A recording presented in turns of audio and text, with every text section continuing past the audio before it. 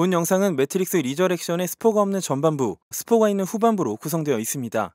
1999년에 등장한 매트릭스는 멋진 스타일과 혁명적인 영상미, 타이트한 검은 가죽 옷과 지적인 혼합으로 관객들을 열광시켰습니다. 그리고 22년이 흘러 그 네 번째 영화에서 키아누 리브스와 캐리앤 모스가 네오와 트리니티로 돌아왔죠. 지금까지 두 편의 영상을 통해 다뤘던 이 영화, 아마 이번 영상의 톤은 사뭇 다를지도 모르겠습니다. 지금부터 매트릭스 리저렉션에 대한 이야기들 정리해보도록 하겠습니다.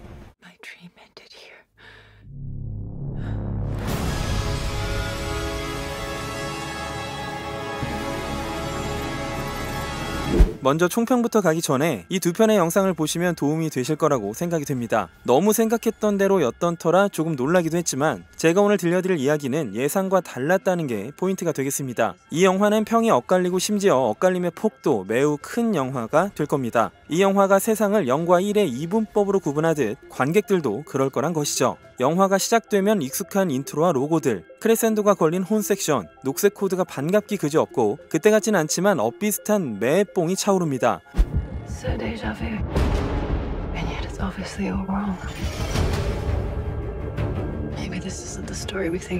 영화는 새로운 캐릭터 벅스로 시작됩니다. 벅스는 프로그램 진화용 시뮬레이션인 모달 속에서 매트릭스를 탐색하다가 트리니티를 발견하죠. 그러나 분명 상황은 같은데 사실과 달랐습니다. 이후 모피어스를 만나 같은 목적으로 움직이게 되고 이때 펼쳐지는 액션 시퀀스는 훌륭하죠. We can't see it, but we're all trapped inside these strange repeating loops. Billions of people just living out their lives, oblivious. 그 다음 중년의 위기를 겪고 있는 토마스 앤더슨의 상황으로 넘어갑니다. 키아누를 매트릭스 안에서 보는 건 여전히 반갑고 즐겁지만 우린 알고 있는데 네오만 모르는 상태가 꽤 유지됩니다. 거의 1시간 동안 말이죠. 네오가 제어 프로그램에 둘러싸여 우왕좌왕하거나 데자뷰와 패러독스를 느끼는 장면들은 재밌다기보단요, 과거에 네오가 했던 모든 일들을 천천히 무의미하게 느껴지게 합니다. 과거 3부작의 다크한 필름 누아르 분위기와는 거리가 멀고 마치 요즘 히어로 영화 같은 컬러 그레이드를 보여주는데요. 이것 때문에 초반은 꽁트처럼 보일 정도입니다. 매트릭스를 패러디한 키아누가 출연한 SNL을 보는 느낌이죠. 여기까진 이 영화를 받아들이기 위한 노력이 요구됩니다. 아이러니한 건 팬일수록 더 힘들 거라는 거. 서스펜스가 전혀 없는 무던하고 평온한 1시간을 버티면 네오는 포드를 벗어나고 리얼 상황이 펼쳐집니다. 네오 사후 기계와 인간의 관계, 디지털 지성체라든지 진전된 테크놀로지 등 수십 년이 흐른 뒤에 펼쳐지는 세세한 현실은 흥미롭습니다. 그 다음부턴 네오와 트리니티가 어떻게 왜 살아있었는지 설명을 하는데요. 이 부분에서 이음새가 벌어지면 안 된다는 필사적인 심정이 느껴집니다. 토마스에겐 절박함, 처절함이 없이 잘 살고 있는 내가 왜 이러지? 이런 느낌이고요. 모피어스가 내민 레드필, 블루필 선택 장면에선 진실을 마주한 자의 떨림이 느껴지지 않습니다. 초중반 등장한 스미스의 말투를 들어보면 Mr. Anderson! Mr. Anderson, welcome back. We missed you. 레볼루션에서 현실 세계로 넘어왔던 스미스보다도 위협적이지 않습니다. 다른 요원들 역시 그 특유의 인간미가 결여된 경직된 매력이 부족하죠. 애초에 이미 해방된 네오를 다시금 매트릭스에 가두고 조리돌림을 하는 과정, 서로를 알아보지도 못하는 네오와 트리니티를 바라보다 결국 각성 이후 네오가 우리가 알던 그 네오가 아닐 수도 있다는 생각이 드니까요. 네오에 대한 믿음을 의심받는 모피어스가 된 느낌이었습니다. 영화에 대한 믿음을 끊임없이 의심하게 되는 것이죠. 이 영화에는 네오를 찾는 자, 네오의 추종자들이 존재하지만 그 반대파와의 갈등도, 기계와의 갈등도, 스미스와의 갈등도 없죠. 영화는 희미하게나마 선악의 선긋기를 해줘야 쾌감도 있는 법이지만 이 영화는 승리보다 해방과 자유의 중점을 두다 보니 카타르시스가 부족합니다. 액션도 무브와 합을 중시하던 과거에 비해 시퀀스가 짧고 트릭도 많습니다. 그 방어적인 액션 연출 탓에 스펙터클마저 결여되어 보입니다. 하지만 네오의 각성 이후 분명히 이 영화는 재밌게 흘러갑니다. 과거 3부작이랑 다른 영화처럼 거리를 두고 보면요, 거기까진 그렇다고 칩시다. 하지만 이 영화는 마지막에 관객들에게 미묘한 메시지를 던집니다. 이 부분은 직접 확인해 보시거나 바로 이어질 스포 리뷰 및 분석을 봐주시면 되겠습니다. 그럼 지금부터 스포가 있는 순서를 시작합니다. 5, 4, 3, 2, 1. But this is the moment for you to show us what is real.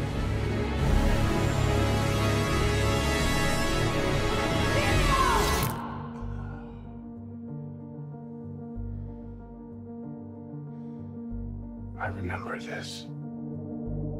매트릭스에서 네오는 세계 최고의 게임 개발자로 등장하죠. 그 게임 회사의 경영자는 스미스고요. 이 영화에서 과거 3부작은 게임으로 간주되고 메타화됩니다. 분명 매트릭스 안에서 그렇다는 걸 강조를 하지만 그 순간 시리즈의 거룩함과 장중함은 박살이 납니다. 실제로 과거 3부작의 여러 장면을 끼워 넣기도 하는데요. 이런저런 이유를 들어 진실을 감추는 데엔 평범한 게 최고라며 퉁치고 넘어갑니다. 네오가 개발하고 있는 게임의 이름은 바이너리, 0과 1의 이진법을 의미하며 이 세상이 허구라는 단서입니다. 이 영화에서 네오가 1시간가량 겪는 일들은 거의 전부 데자뷰, 있었던 일의 은유죠. 과거 7번째 네오도 네오를 가둬두고 재순환시키는 방식으로 사용하는 현재도 이야기가 끝나지 않고 반복된다는 명분입니다. 하지만 그 반복 때문에 이 영화가 네오를 대하는 방식에 결함이 생깁니다. They taught you good.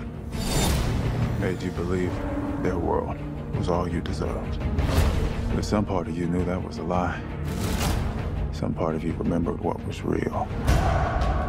네오는 분명 여러 번 뛰어내렸고 늘 죽거나 살았고 애널라이저를 만나 현실과 허구를 구분 못한다는 말을 들으며 설득 및 회유가 되고 약을 먹었습니다. 주변 인물들은 전부 제어와 통제를 위한 프로그램이었죠. 분명 3편까지 보면 그의 희생엔 의미와 가치가 있었는데 현재를 위해 무한히 희생되고 있습니다. 네오를 괴롭힐수록 에너지가 최대치로 생산된다고 하죠. 기계도 세계관도 네오를 사용하고 영화도 네오를 사용합니다. 아니, 이용합니다. 네오와 트리니티의 사랑은 분명 고결했고 영화를 지탱하는 테마였죠. 그는 트리니티를 필요에 의해서 사랑한 게 아니었습니다. 네오의 선함과 압도적인 강함 속에서 조건 없이 사랑했고 조건 없이 자신을 희생했죠. 그런데 어딘가 모르게 너프된 이번 영화의 네오에겐 어째 사랑이 필수 불가결하고 사랑에 의존하는 느낌마저 듭니다. 종합적으로 이 영화는 네오가 가진 상징성을 포기합니다.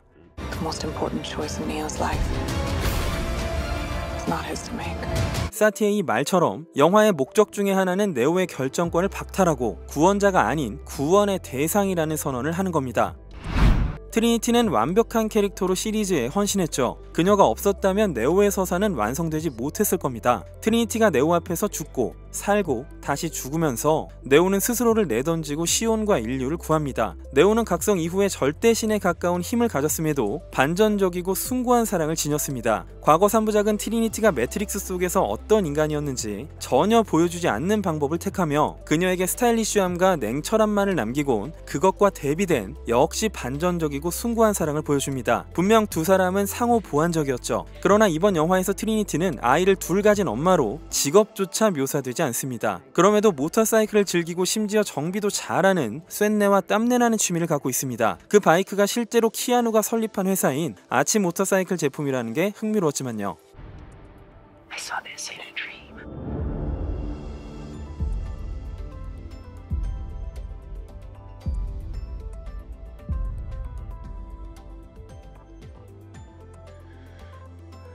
My dream ended here. 그녀는 꿈속에서 늘 한계를 직면했고 여러 면에서 억압된 것처럼 보입니다. 아들이 네오를 적대하고 남편이 가자고 이끄는 장면은 네오가 느낀 각성의 촉매, 즉 매트릭스의 기시감, 패러독스와는 결이 완전히 다릅니다. 트리니티는 그저 Have we met? 라고 말할 뿐 혼란스러워하거나 동요하지 않습니다. 약을 먹지도 않으며 단지 스스로 멋있게 욕 한마디 하고는 선택하고 각성할 뿐이죠. 지난 3부작에서 보여준 트리니티의 기여가 네오 수준의 강함을 지녀도 된다는 명분이라면, 아니 네오가 되어도 된다면 딱히 할 말은 없습니다. 하지만 네오가 더 원, 구세주로 불린 과거, 나아가 모피어스와 시온의 사람들 일부가 네오를 향해 가졌던 목숨을 건 믿음 역시 이 영화는 배반합니다. 본인의 인생을 투영하듯 두 번째 기회를 얻고 맘대로 하고 무지개색으로 하늘을 칠하는 건 자기 맘이긴 합니다. 하지만 매트릭스를 좋아했던 팬들의 마음을 뒤흔드는 건 창작자의 권리가 아니지 않나. 왜 자기 삶의 급진적 변화와 행복을 작품 속에서 이렇게들 합리화시키곤 하는 걸까요? 영화와 네오의 이야기가 궁금한 팬들이 돈을 지불하고 영화관에 갔는데 왜 당신의 이야기를 들어야 할까요? 네오의 너프, 트리니티의 버프, 그리고 애널라이저의 턱 깨지고 머리 뚫리는 굴욕적인 엔딩을 종합해보면 이 영화가 향하는 지점은 명확합니다. 네오를 굳이 무덤에서 다시 꺼낸 이유는 네오와의 사랑이 트리거가 되어 트리니티가 각성하기 때문인 것이죠. 모피어스가 합성 지성체인 점은 왜 애초에 로렌스 피시번을 캐스팅하지 않았는지 알 수 있는 대목이었죠. 하지만 모피어스는 모피어스를 패러디하고 약을 내밀 뿐 그저 추억을 자극하는 대련 장면 정도가 가장 인상적이었습니다. 자신이 거울 속에서 찰나의 시간 패턴을 봤다는 것이 그가 모피어스여야 하는 이유가 될 순 없죠. 만약 진짜 모피어스가 이 영화에 있었다면 최고 지도자가 된 모피어스가 네오가 스스로를 희생하며 구원한 시온의 멸망을 앞에 두고 있을 때에 그 고뇌를 표현할 수 있지 않았을까 싶습니다. 에너지 생산량이 줄고 자원이 부족해지면서 기계들끼리 전쟁을 벌였다는 설정을 보다 보니 레볼루션 때 시온 공방전이 얼마나 더덥게 느껴졌는지 모릅니다. 스미스도 마찬가지였습니다. 왜 휴고 위빙을 다시 캐스팅하려 했는지를 알 수 있었고요. 물론 휴고 위빙의 스케줄 때문에 촬영을 못했지만요. 만약 이 영화 속에서 네오를 구해주는 스미스가 휴고 위빙이었다면 카타르시스가 좀 있었겠죠. 벅스라는 캐릭터는 설명이 부족해도 설득력을 갖고 있었는데요. 과거의 트리니티와 모피어스의 역할을 이 캐릭터 하나가 전부 감당합니다. 중반부까진 찐 주인공에 가깝고 캡틴으로서도 납득. 제시카 이눅이 왜 샹치 말고 매트릭스를 선택했는지는 알겠지만 어느 쪽이 더 나쁜 선택인지는 잘 모르겠습니다. It's so easy to forget how much noise the Matrix pumps into your head. Something else makes the same kind of noise. War. 인류는 이제 시온이 아닌 아이오를 근거지로 합니다. 사이벤의 옥타클로스, 바이오스카이, 외형 입자 코덱스, 합성 지성체, 특히 매트릭스에 존재하는 좋은 것들을 코드 분석을 통해 물리적으로 현실화하는 건 꽤 탄탄한 설정으로 비춰졌습니다. 하지만 아까 언급한 그 덧없음 때문에 마치 와칸다처럼 숨겨진 이곳이 그다지 가치있게 느껴지질 않습니다. 모피어스가 죽고 나이오비가 장군이 된 아이오, 대규모 삭제를 통해 사라진 오라클, 단 한 번의 전투와 파리 인서트를 위해 존재했던 망명자들과 노숙자 메로빈지언 모두 의미를 찾기 어려웠습니다. 심지어 음악에도 온도차가 컸는데요. 중반부 이후에 남용되는 현편곡이 영화의 드라이함과 차가움을 따뜻하게 바꿔줍니다. 영상혁명이라고 불렸던 과거 3부작을 보며 마음속에서 성역화시켰던 팬들은 이 영화를 보며 견디기 어려운 지점들이 존재합니다. 워쇼스키가 쌓아올린 자기 세계관의 전복을 보니 이 작품이 떠오릅니다. 바로 에반게리온 말이죠. 전 이 영화가 과거에 의존하기만 하면 어쩌지? 라고 우려를 한 적이 있었으나 차라리 의존해주기만 했다면 이라고 생각하게 되었습니다. 매트릭스는 정말 즐겁고 철학적인 이론놀이였습니다. 그래서 전 여러분께 같은 입장의 팬으로서 철학적 지점을 제시합니다. 여기 빨간 약과 파란 약이 있는데요. 파란 약을 먹으면 3부작 짱짱맨입니다. 그리고 빨간 약을 먹으면